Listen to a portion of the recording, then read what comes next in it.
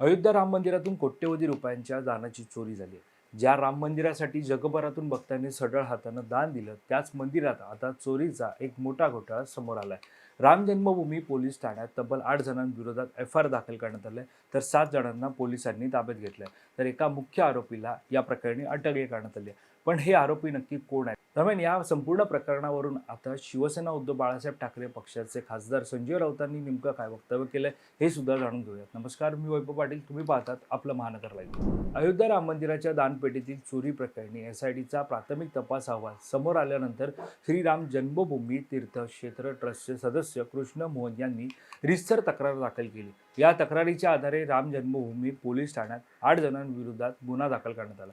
या आरोपींवर वेगवेगळ्या कलमांसह भ्रष्टाचार प्रतिबंधक कायद्यांतर्गत गंभीर आरोप ठेवण्यात आले। तपासादरम्यान पोलिसांनी तातडीनं पावले उचलत 7 प्रमुख आरोपींना चौकशीसाठी ताब्यात घेतलं। तर अनुकल्प मिश्रा नावाच्या मुख्य आरोपीकडून कथित रकमेची वसुली करून त्याला रितसर अटक करण्यात आली आहे। एकीकडे पोलिसांची कारवाई सुरू असताना आता दुसरीकडे या मुद्द्यावरून महाराष्ट्रात राजकीय वातावरण चांगलंच तापलं आहे। शिवसेना उद्धव बाळासाहेब ठाकरे पक्षाचे खासदार संजय राऊत यांनी थेट राम मंदिर ट्रस्टवर निशाणा साधलाय। अयोध्या राम मंदिराच्या उभारणीसाठी शिवसेनेने दान केलेली 4 किलो वजनाची चांदीची वीट बेपत्ता झाली आहे। उद्धव ठाकरे यांनी हजारो शिवसैनिक आणि साधू संतांच्या उपस्थितीत 1 कोटी रुपये आणि ही पवित्र चांदीची वीट दान केली होती। पण इतकी वर्ष उलटूनही ट्रस्टकडून त्याची कोणतीही पावती किंवा माहिती मिळालेली नाही। ती वीट नक्की कुठे गेली, आता याची सखोल चौकशी झाली पाहिजे। राऊतांच्या या आरोपामुळे या प्रकरणाला आता राजकीय वळण मिळालंय। दरम्यान आता जाणून घेऊयात हे 8 आरोपी कोण आहेत, राम मंदिरात त्यांच्यावर कोणती जबाबदारी होती। रामशंकर यादव उर्फ टिन्नू यादव या प्रकरणात नाव आलेली पहिली व्यक्ती रामशंकर यादव आहे, जो टिन्नू यादव म्हणून ओळखला जातो।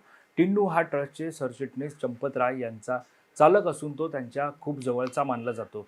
दानपेटीची देखभाल करणे आणि तळागाळात देणग्या पोहोचवण्याची जबाबदारी टिन्नूवर होती। असा आरोप आहे की टिन्नूने दानपेटीतून कोट्यवधी रुपये चोरले आणि स्वतःसाठी संपत्ती जमा केली।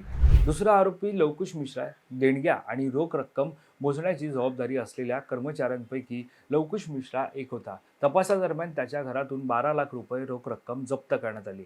त्यानंतर तिसरा आरोपी अनुकल्प मिश्रा देखील राम मंदिराच्या देणग्या मोजणाऱ्या टीमचा एक भाग होता आणि तो मोजणीच्या खोलीत पैसे मोजत असे।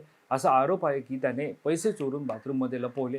त्यानेही कोट्यवधी रुपयांची संपत्ती जमा केली आहे। सुभाषचंद्र श्रीवास्तव हे राम मंदिराच्या रोकड मोजणी करणाऱ्या कर्मचाऱ्यांचे प्रमुख होते। त्यांच्यावर जाणीवपूर्वक देखरेखीकडे दुर्लक्ष केल्याचा आणि देणग्यांच्या चोरीत सामील असल्याचा आरोप आहे। करुणेश पांडे हे मंदिरातील देणग्या मोजणीच्या खोलीत आणत असे आणि मोजणीत सहभागी होत असे।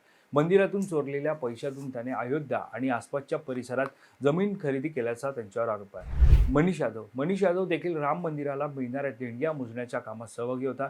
त्याच्यावरही देणग्यांचा अपहार केल्याचा आरोप आहे। पोलिसांनी त्याच्या घरातून 36 लाख रुपये जप्त केलेत। अविनाश शुक्ला देखील दानपेटीतून देणग्या मोजणीच्या खोलीत आणून त्या मोजणीसाठी जबाबदार होता। त्याने मंदिराच्या निधीचा अपहार केला असा त्याच्यावर आरोप आहे। रामशंकर मिश्रा दानपेटीतून देणग्या मोजणीच्या खोलीत आणणे आणि त्यावर देखरेख ठेवण्याची जबाबदारी रामशंकर मिश्रा याच्यावर होती।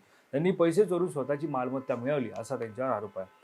आता राम मंदिर सारख्या पवित्र वास्तूमध्ये भाविकांनी श्रद्धेने अर्पण केलेल्या पैशांवर डल्ला मारणाऱ्या या टोळीचा पर्दाफाश तर झालाय, पण संजय राऊतांनी उपस्थित केलेल्या चांदीच्या विटेच्या प्रश्नावर आता ट्रस्ट काय उत्तर देणार याकडे सर्वांचं लक्ष लागलंय। या संपूर्ण प्रकरणावर तुमचं मत काय हे आम्हाला कमेंट करून नक्की कळवा। या संदर्भातली अधिकची माहिती जाणून घेण्यासाठी तुम्ही आपलं महानगर लाईव्हला सबस्क्राईब करायला विसरू नका। धन्यवाद।